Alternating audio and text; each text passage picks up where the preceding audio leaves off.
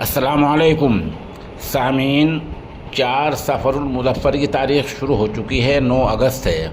خبر کا عنوان ہے بنگلہ دیش کا چوتھا آئینہ گھر۔ جیسے میں نے پہلے عرض کیا تھا، آئینہ گھر بنگلہ دیش میں ان عذاب گاہوں کو، سزا کے مقامات کو، عقوبت گاہوں کو کہا جاتا ہے جن میں سابق وزیر اعظم حسینہ شیخ اپنے مخالفین کو ڈال دیا کرتی تھی۔ آج تو ایسے مناظر سامنے آئے ہیں کہ انہیں دیکھ کر روح کانپ گئی ہے۔